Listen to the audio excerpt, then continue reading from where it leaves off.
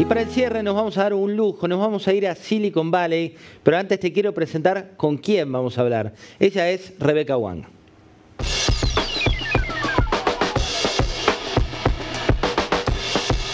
Innovadora y emprendedora.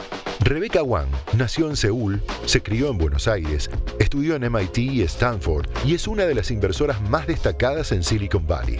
Reconocida como una de las líderes globales del Foro Económico Mundial y entre los 35 jóvenes innovadores más talentosos del mundo, se instaló en California, donde lanzó múltiples emprendimientos y cofundó 2 fondos de inversión: Rivet Ventures, enfocado en mercados y empresas de mujeres, y Caley Ventures, que invierte en startups de tecnología en Latinoamérica. Bienvenida. Y ahora nos vamos a San Francisco. Ella vive ahí hace un tiempo. Rebecca, ¿cómo estás? José del Río te saluda. Hola, ¿cómo estás? Muy bien, muy bien. Acá con el comienzo de una nueva etapa para Estados Unidos en muchos sentidos. Una etapa que la estás viviendo, ¿cómo? Contanos. Bueno, acá están empezando las clases, es una disyuntiva entre una normalidad que parece creíble, pero en realidad siempre está a la corriente de la preocupación porque tenemos la variante Delta, así que es una disyuntiva cognitiva que estamos viviendo en California estos días. Bueno, por aquí también está el tema de la variante Delta, pero en Estados Unidos puntualmente el debate va no tanto por la falta de vacunas, sino por quién quiere o no vacunarse, ¿no? Digo, ¿tiene más que ver con eso? Sí, hay mucha ideología política, pero también sabemos que la vacuna no es 100% eficiente contra ciertas variantes, así que para los chicos que no están vacunados hay la inquietud, ¿no? de potencialmente que se pueden contagiar. Pero bueno, creo que ya es un tipo de inquietud que va a quedarse por un rato más, así que hay que acostumbrarse a esa disonancia cognitiva y tratar de evaluar los riesgos de manera más científica, la más científica posible. Rebecca, estamos en un encuentro que tiene que ver con la economía digital, que es tal vez uno de los contextos que más se explotó con la pandemia, ¿no? Digo, la transformación se aceleró profundamente. Y me gustaría que nos cuentes qué es lo más innovador que estás viendo por estos días allí en Silicon Valley. La economía digital realmente ha explotado, especialmente vemos mucha actividad en lo que es salud, que ya lo preveíamos, es una corriente que ya estaba sucediendo antes de la pandemia, pero hoy en día la expectativa es que muchas de estas operaciones pueden ser de manera digital, no solamente en Estados Unidos, sino en todo el mundo. En algunos mercados en donde costaba convertir al usuario o al paciente a una plataforma digital, ahora cuesta menos porque las circunstancias han forzado que la gente tuviera que acostumbrarse a la idea de no solamente participar en una transacción digital, pero también confiar que los datos, la información, la privacidad de uno, a uno le toca confiar a los medios, a esos canales con esa información.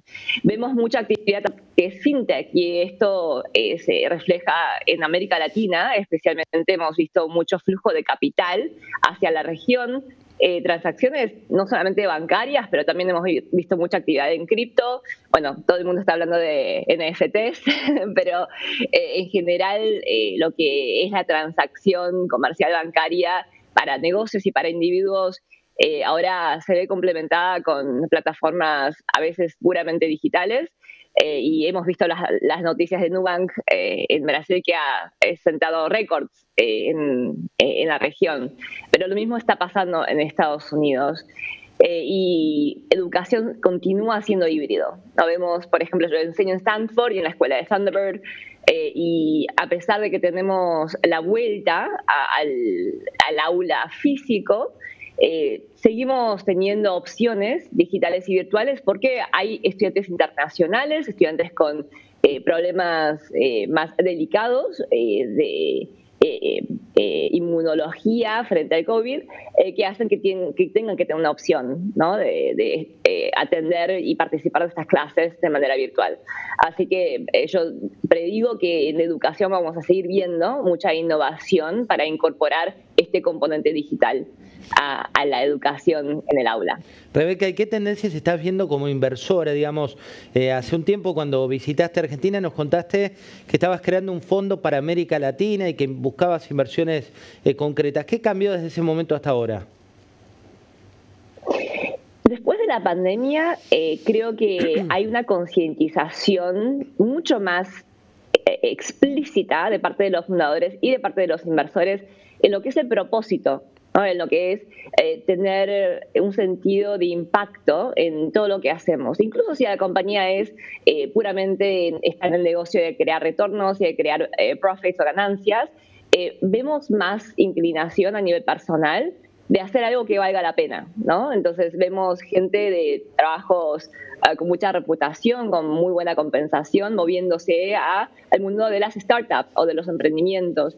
Y eso se refleja, por ejemplo, en nuestro portafolio de Caley, en donde nosotros no tenemos un enfoque explícito de impacto, pero tenemos a varias compañías que están creando muchísimo impacto. O sea, un ejemplo de esto es Nilus, es una compañía que quiere realmente cambiar lo que es el hambre en el mundo, y están sirviendo con una plataforma muy digital a una población muy carente en establecimientos muy informales como villas de emergencia en México, en Argentina, y también están creciendo. Entonces vemos que hay creo que más alineamiento entre lo que es impacto y la creación de ganancias y crecimiento.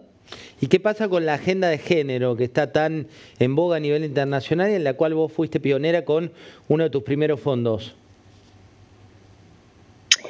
Género sigue siendo un tema muy importante como criterio de inversión para muchos fondos.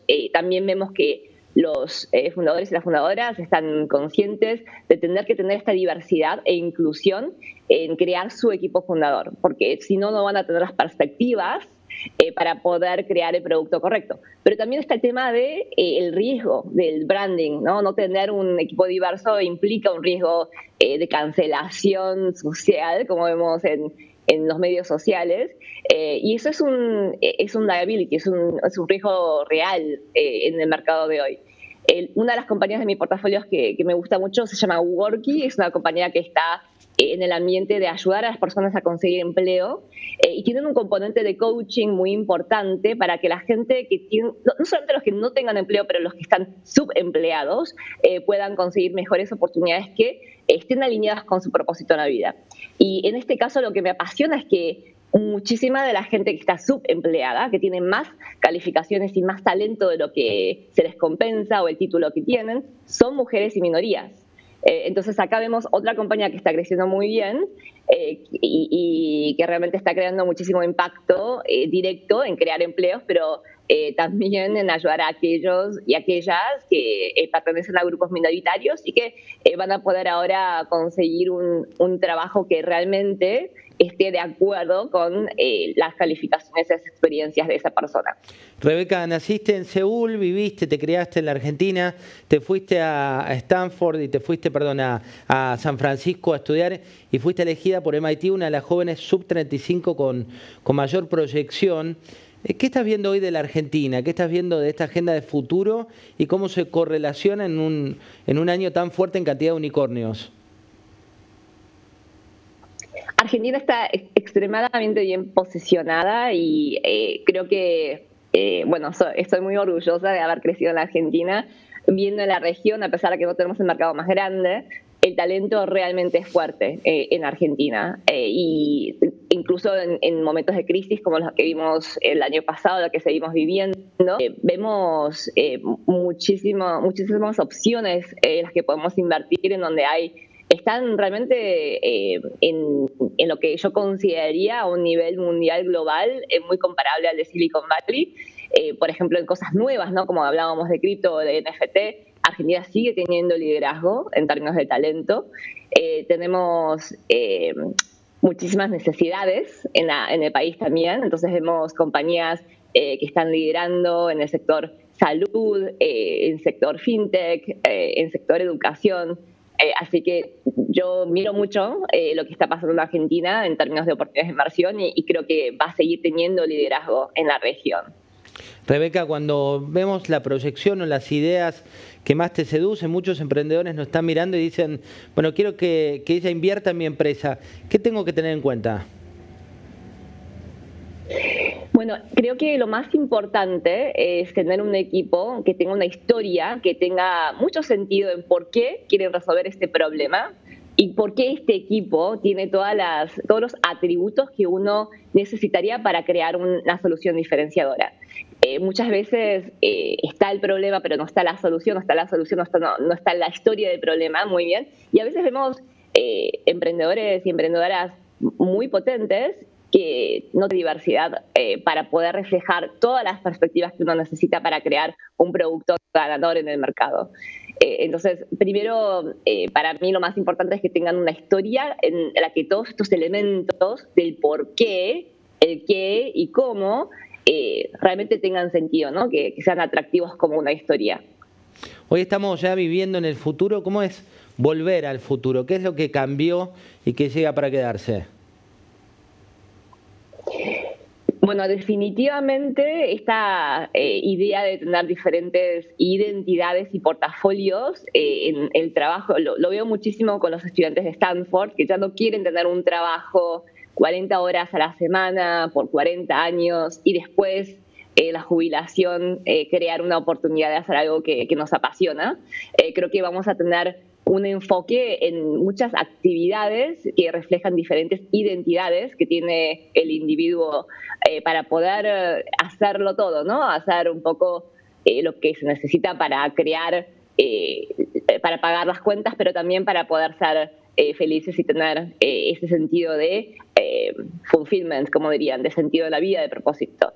Y para eso hay muchas tecnologías y servicios que ahora están muy en moda. Por ejemplo, en Estados Unidos todo el servicio de coaching, ¿no? De tener no a la psicóloga o el psicólogo, pero también a un coach de vida o de carrera, se ha convertido en algo que todo el mundo tiene y creo que se va a quedar.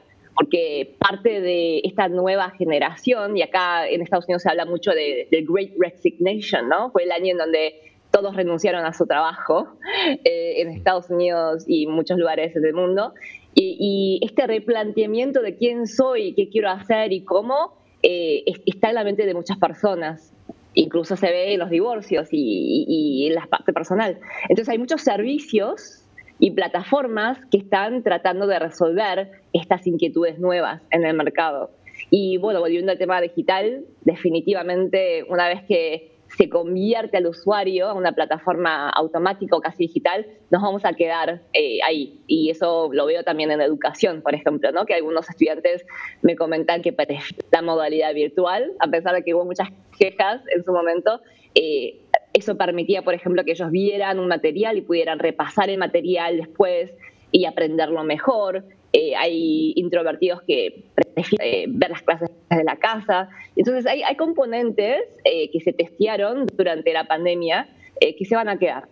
Y a largo plazo vemos que también muchos gobiernos y muchas compañías están pensando no a 10 años ni a 5 años, pero ya estoy viendo, por ejemplo, en California una iniciativa que está pensando sobre la competitividad de la región, del estado de California, a 100 años. Entonces, en 100 años, ¿cómo definimos incluso tecnología, ¿no? O el futuro? Y es un ejercicio muy diferente a lo que los CEOs en general estamos acostumbrados, que es pensar a 5 a 10 años. Entonces, eso también creo que se va a quedar. Rebeca, la última, ¿qué es lo más curioso, lo más interesante de vivir en Silicon Valley, que es tal vez la cuna global de los emprendedores? En general, lo bueno aquí es que está todo el mundo aquí, ¿no? Es la cuna de la civilización, de la innovación y el emprendimiento y la inversión. Entonces, hay mucho movimiento de gente que viene, que va, que viene con perspectivas, con noticias, con ideas, con problemas.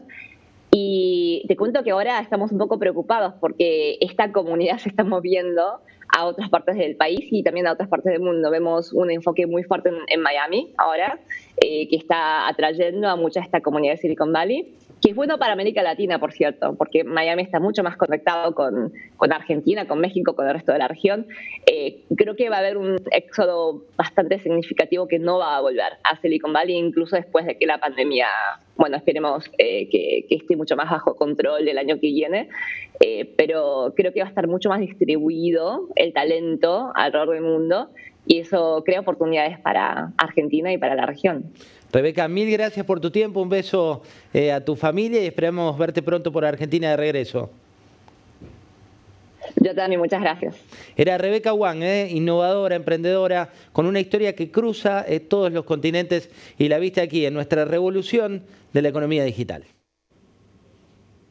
Y así es, cerramos nuestro encuentro de revolución de la economía digital. Hoy recorrimos varios caminos. Arrancamos muy temprano hablando de esta oportunidad que tiene la economía del conocimiento. Tal vez en un contexto de pandemia nos metemos todo el día en cantidad de muertos, contagios, vacunas, pero hay otro mundo que hay que mirar y que tiene que ver con las oportunidades que tiene la Argentina. Más de 40.000 personas en menos de 4 días se anotaron para tener su beca para ser programadores. Y te lo decía la subsecretaria de Economía del Conocimiento, ojo, hay atajos. No hace falta una carrera de 6, 5, 4 años, sino que tenés la posibilidad de un curso que te dé una salida laboral que te dé una mejora de calidad para tu familia y una mejora de calidad que te dé un mejor salario. Después recorrimos esas oportunidades de infraestructura y la Argentina todavía está lejos. Tiene una buena base, pero le falta. No hay que descuidar que este proyecto de servicio público no deje afuera la inversión privada, porque si no, como charlábamos con algunos de los especialistas, eso atrasa, se vuelve blanco y negro y el mundo está a color. Luego nos metimos en el mundo de las empresas con proyectos que se aceleraron, con la gente y el modelo híbrido. Lo que viene, ya está claro, es parte presencial, parte digital, ni una cosa ni la otra. Hay un desafío que es la falta de pertenencia que se está dando con esta idea de remoto, de todo remoto, a las compañías y a las marcas importantes.